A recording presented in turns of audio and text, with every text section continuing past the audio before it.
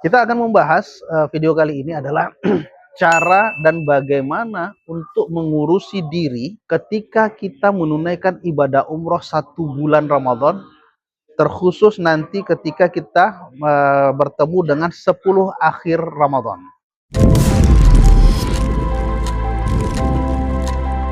Bismillahirrahmanirrahim. Assalamualaikum warahmatullahi wabarakatuh. Sahabat Abu Sirat yang dimuliakan Allah Subhanahu wa taala. Alhamdulillah hari ini kita mengambil video pada tanggal 24 Februari ya, 4 hari lagi menuju Ramadan ya. Insyaallah mudah-mudahan Allah panjangkan usia kita, Allah mudahkan rezeki kita, Allah berikan kita kesehatan sehingga kita bisa bertemu dengan Ramadan di tahun ini dan bisa memperbaiki amalan ibadah kita selama bulan Ramadan dibandingkan dengan Ramadan yang tahun lalu, dan jadikan Ramadan yang akan kita dapatkan nanti, Ramadan ini adalah mungkin bisa jadi adalah Ramadan terakhir kita yang belum tentu ada jaminan kita akan bertemu dengan Ramadan yang akan datang. Sahabat Abu Sirat yang dimuliakan Allah, hari ini saya mengambil video di salah satu warung kopi di Sultan Iskandar Muda Airport di Aceh. Ya, tadi kita ada proses pengantaran grup yang berangkat 1 bulan Ramadan penuh ya, bahkan 38 hari durasinya. Mereka akan bertemu dengan Ramadan di Madinah dan akan bertemu dengan Ramadan di Mekah Al-Mukarramah. Mudah-mudahan siapa saja yang menonton video ini diberikan kesempatan untuk bisa menunaikan ibadah umroh di bulan Ramadan. Karena kata Rasulullah SAW, barang siapa yang berangkat umroh menunaikan ibadah umroh di bulan Ramadan, maka pahalanya seperti haji bersamaku, kata Rasulullah. Artinya kalau Rasulullah menyampaikan gitu, sudahlah pahalanya itu seperti menunaikan haji, dan hajinya bersama Rasulullah SAW. Begitu fadilah luar biasa yang akan kita dapatkan kalau Bapak Ibu melaksanakan ibadah umroh di bulan Ramadan. Kita akan membahas video kali ini adalah cara dan bagaimana untuk mengurusi diri ketika kita menunaikan ibadah umroh 1 bulan Ramadan, terkhusus nanti ketika kita bertemu dengan 10 akhir Ramadan. Bapak Ibu yang dimuliakan Allah, perlu kita ketahui tahun 2024 yang lalu jumlah jamaah umroh yang tumpah ruah selama 10 akhir Ramadan itu menurut data Al-Haramain sekitar 8,7 juta orang yang hadir bersamaan di Mekah Al-Mukarramah sejak dari tanggal 20 Ramadan. Nah, itu artinya dengan jumlah 8,7 juta itu berarti 2 kali lipat jumlah jamaah haji. Kalau jamaah haji itu kuotanya sekitar 4 juta orang, sedangkan Ramadan ini 8,7 juta orang. Berarti lebih banyak daripada jamaah haji. Nah, karena jumlah jamaah yang banyak ini, itu akan memastikan Mekah Al-Mukarramah akan dipadati oleh manusia. Dan ketika padatnya manusia ini bersamaan hadir di kota Mekah, maka akan terjadi crowded yang cukup besar, sehingga hotel-hotel di Mekah itu terjadi pelonjakan harga ya, terjadi kenaikan harga. Kenapa? Karena jamaahnya banyak, permintaan jamaah untuk hotel juga banyak. Wabil khusus kepada di 10 akhir Ramadan ya, 10 akhir Ramadan, Bapak Ibu akan sulit sekali mengakses Masjidil Haram kalau misalnya datangnya mendekati waktu maghrib, waktu berbuka puasa.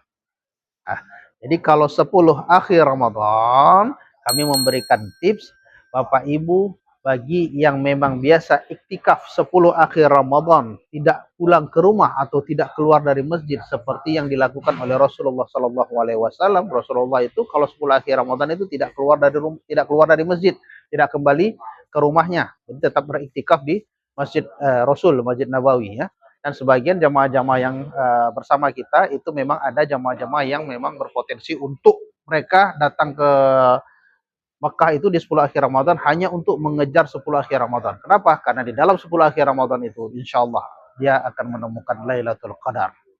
Bapak Ibu yang dimuliakan Allah. Nah, kalau yang tidak keluar dari masjid, yang masuk malam ke-20, kemudian membawa ranselnya, kemudian membawa perlengkapan dan bekalnya, kemudian iktikaf selama 10 akhir di Ramadan, 10 akhir di Masjid Haram, di Masjid khususnya di Masjid Haram ya. Masjid Nabawi masih agak lapang, tapi kalau Masjidil Haram 10 akhir itu luar biasa padatnya. Nah, ketika 10 akhir ini, ketika dia tidak keluar, maka akan lebih mudah dia untuk mengakses masjid. Dan biasanya itu ada dikasih kartu ya, kalau 10 akhir Ramadan. Tapi itu kita harus mendaftarkannya secara online. Jadi kita bisa masuk di lantai 1 masjid atau lantai 2. Tapi bagi Bapak Ibu yang kalau misalnya 10 akhir itu masih keluar masuk masjid, artinya masuk ke masjid itu ketika menjelang berbuka puasa, kemudian nanti tarawih keluar, kemudian nanti masuk lagi menuju ketika menjelang qiyam atau sholat tahajud, kemudian keluar lagi setelah subuh. Nah, itu untuk mengakses lantai 1, lantai 2 itu sulit. Nah, maka Bapak Ibu kami sarankan untuk bisa masuk ke Masjidil Haram dengan metode entry dan exit ya. Perhatikan waktu entry dan exit. Contoh, lonjakan jamaah keluar dari masjid. Kalau kita mau masuk masjid tapi ternyata Masjidil Haram sedang penuh, itu kita tidak akan pernah bisa masuk. Kenapa? Karena semua pintu sudah ditutup ya. Bahkan di pelataran pun kita tidak bisa sholat, karena kalau 10 akhir itu memang luar biasa padatnya.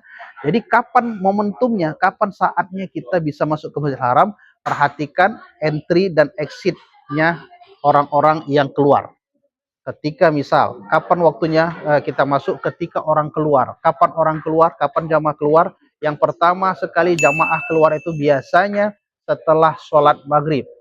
Asar, sambung dengan berbuka puasa, jamaah akan sholat berbuka puasa di masjid, bersambung dengan sholat maghrib. Antara sholat maghrib ke isya ada spasi 2 jam. 2 jam antara maghrib ke isya. Sebagian jamaah yang ada di dalam masjid akan keluar setelah sholat maghrib. Nah, kira-kira 30 menit atau 15 menit setelah jamaah ini keluar, Bapak Ibu silahkan masuk. Ada peluang untuk dapat masuk. Kenapa? Karena sebagian jamaah sudah keluar. Dan masa waktu entry lebih banyak itu ketika jamaah keluar setelah sholat tarawih. Ya, setelah isya, azan isya disambung dengan tarawih. Kemudian habis tarawih umumnya jamaah ini akan keluar. Bapak Ibu silahkan masuk di jam ini untuk bisa iktikaf dan sholat tahajud. Bisa insya Allah dengan dapat saf yang baik. Ketika jamaah sholat tarawih keluar, kemudian tunggu beberapa saat, kemudian setelah pintu-pintu terbuka, karena ada tempat-tempat yang kosong di Masjidil Haram, baru kita masuk. Ya, Ustadz, itu kan lama nunggunya Ustadz. Bisa jadi 4 jam, bisa jadi 3 jam antara selesainya tarawih sampai menuju tahajud. Ya, tapi kalau kita masuk 1 jam menjelang tahajud, itu insya Allah sudah tidak akan bisa lagi. Kenapa? Karena sudah pintu-pintu sudah ditutup lagi, karena jamaah sudah mulai penuh di dalam Masjidil Haram. Tahun 2024 yang lalu, ya, sholat tarawih di Masjidil Haram, sholat tarawih dan witir, itu jumlah rakaatnya adalah 13 rakaat. Ya, 10 rakaat tarawih ditambah 3 rakaat witir. Nah, kita tidak usah memperdebatkan masalah rakaat di Masjidil Haram. Kalau di bulan puasa kita sibuk dengan memperdebatkan khilafiyah, mana yang lebih baik, apakah 11 rakaat atau 23 rakaat. Tapi kalau Bapak Ibu menunaikan ibadah umroh, bisa jadi rakaat witir dan tarawihnya di Masjidil Haram dan Masjid Nabawi itu 13 rakaat. Nah, jadi ini tentunya akan kita bahas di video berikutnya. Kenapa? Apakah ini sunnah Rasul? Apakah ini diperbolehkan? Apakah ini justru bahkan bid'ah? Kenapa ada yang sholat 13 rakaat? Insya Allah semua ini ketika di Masjid Nabawi dan Masjidil Haram itu 13 rakaat ditunaikan ibadah tarawih dan witirnya, itu sudah dengan ilmu dan pertimbangan dari masyayikh yang ada di 2 tanah suci dan 2 masjid suci di Mekah dan di Madinah. Nah, jadi ketika 10 akhir Ramadan, kita kembali, ketika 10 akhir Ramadan, kami harapkan Bapak Ibu untuk bisa mengakses masjid supaya dapat sholat tarawih dan sholat tahajud itu masuk tidak kurang dari 2 jam atau bahkan 3 jam sebelum waktunya sholat. Kalau mau berbuka puasa di dalam masjid, maka masuklah ke Masjidil Haram setelah zuhur dan tidak keluar lagi, supaya Bapak Ibu bisa iktikaf di dalam masjid dan dapat saf yang nyaman selama 10 akhir Ramadan.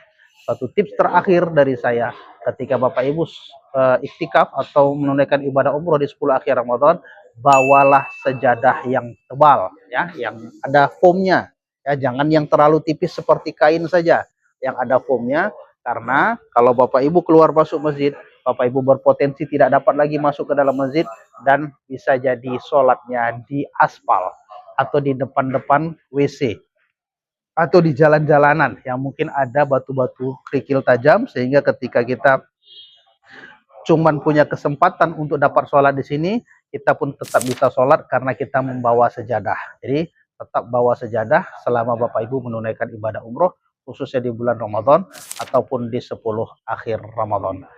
Dan saf-saf yang tersambung ketika Bapak Ibu sholat di jalan, bahkan sampai 1 kilometer menjauhi dari Masjidil Haram, insya Allah sholatnya juga merupakan bagian sholat di Masjidil Haram, dan insya Allah Bapak Ibu akan mendapati pahala seperti sholat di Masjidil Haram yang pahalanya 100.000 kali lipat, lebih banyak dibandingkan masjid-masjid yang lainnya. Terima kasih. Wabillahi taufiq wal hidayah. Assalamualaikum warahmatullahi wabarakatuh.